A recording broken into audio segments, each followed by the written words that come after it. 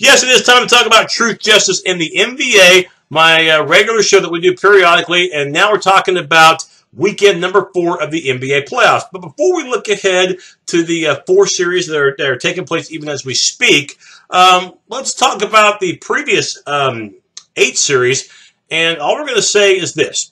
The difference between those 8 series and this one, other than San Antonio and the Clippers, those series in the first round really did not come down to the nitty-gritty. Yeah, I know Chicago, Milwaukee, and Atlanta, Brooklyn had a 6th game, but even the 6th game was one-sided. Atlanta kicking Brooklyn and Chicago, naming their score, and embarrassing Milwaukee in that last game, Game 6, to clinch that series for Chi-Town.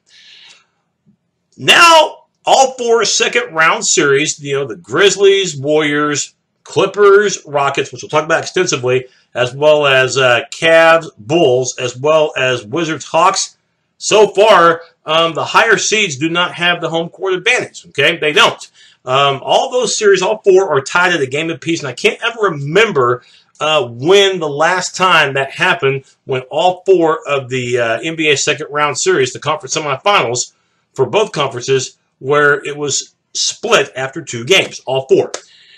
Let's go ahead and talk, though, about Western Conference, and we have not had a chance to talk about Clippers and Rockets on this show. Game number 1, Clippers knew they weren't going to have Chris Paul because of the hamstring injury that he suffered in Game 7 against San Antonio over the weekend. So, on early part of the week, we saw Blake Griffin do more than just be a terrific scorer, which we know he could do. Also, too, we know he can rebound the ball. 14 boards. But how about 13 assists? Without Chris Paul, I know that Blake's a power forward. In that game, he resembled just as much of a point guard with his ball distributing as he did point scoring. Add DeAndre Jordan to the mix, and DeAndre Jordan, he helped out as well. He stepped up big time. And the bench.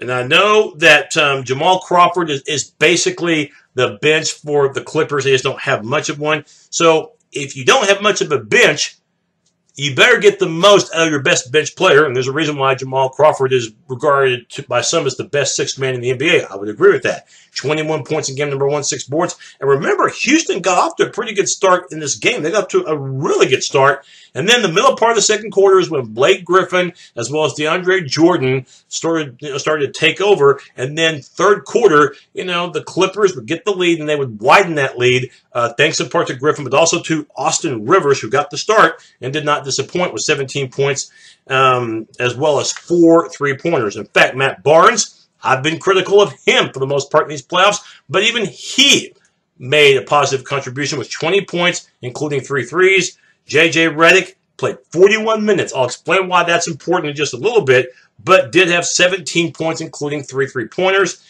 And in the meantime, they also, too, had the rebounding advantage, which not too many teams get against Houston, 42-35.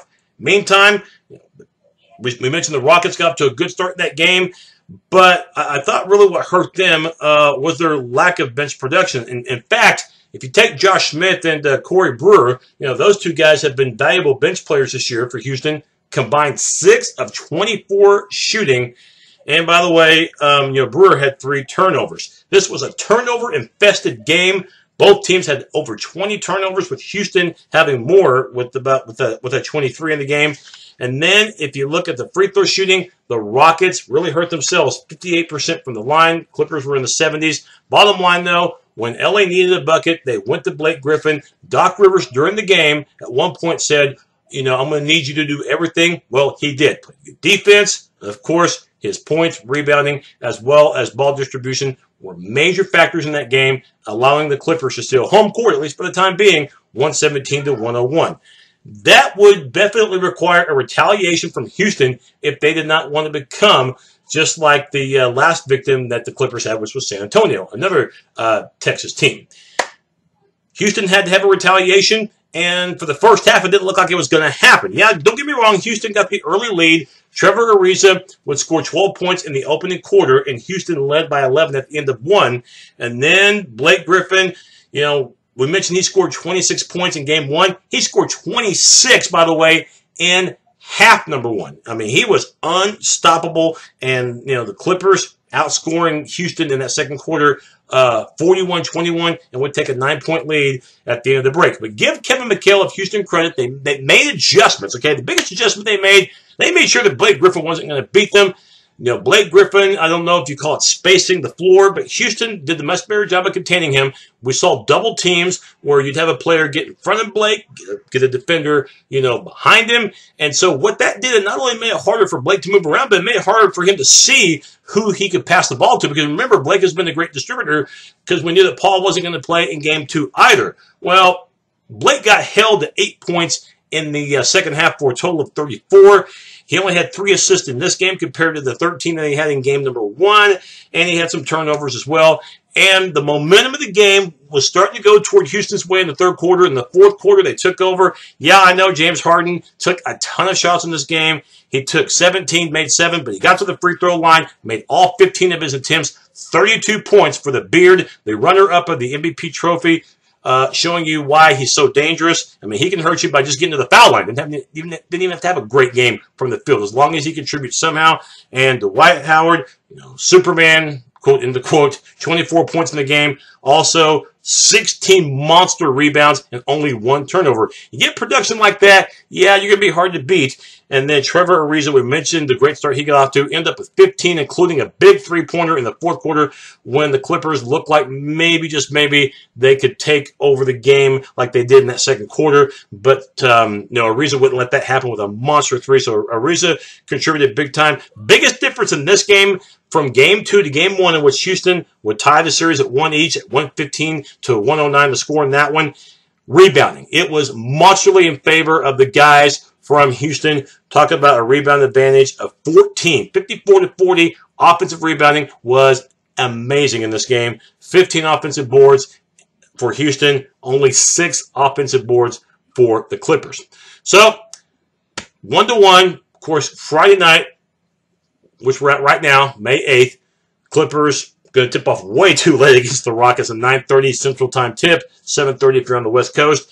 Chris Paul, he is scheduled to play. The minutes are going to have to really be monitored. And this is what I was talking about. J.J. Redick, he ended up playing 46 minutes in game number 2.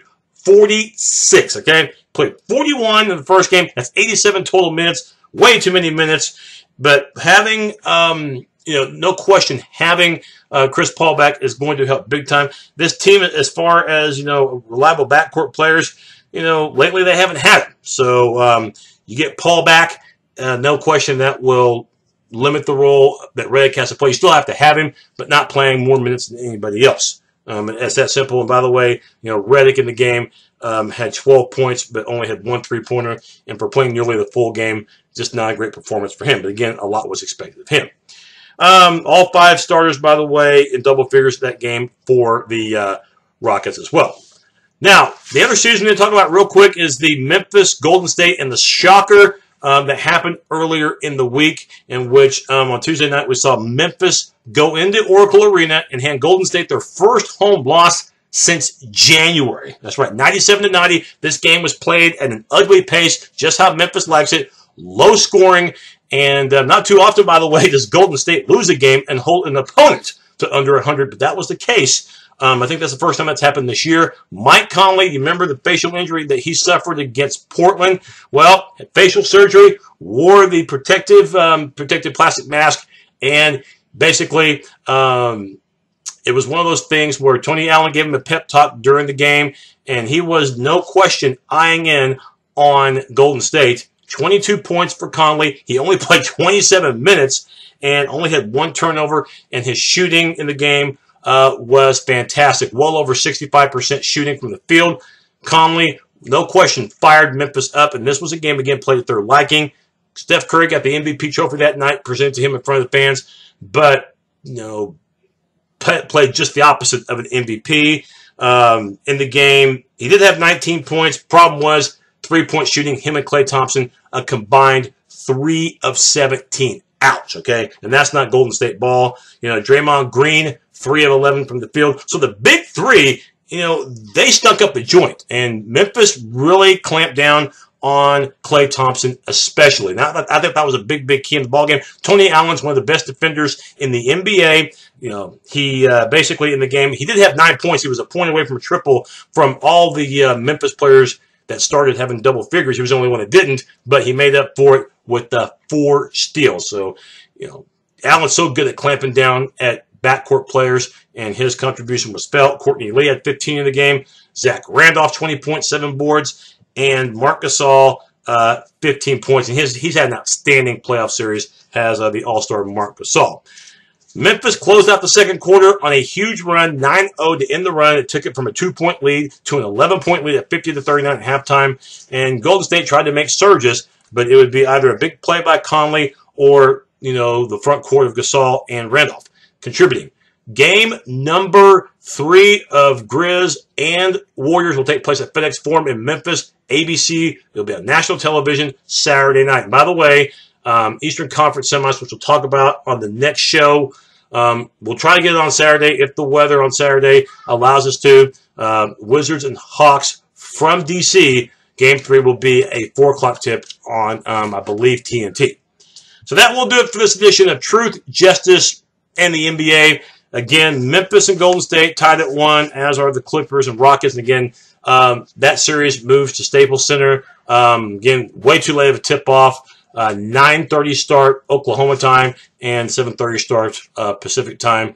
We will see, briefly previewing Game 3, if Chris Paul's appearance will help. Can't hurt, I don't think, as long as they limit his minutes. And we'll see which bench will emerge. Other than Jamal Crawford, the Clippers don't have one.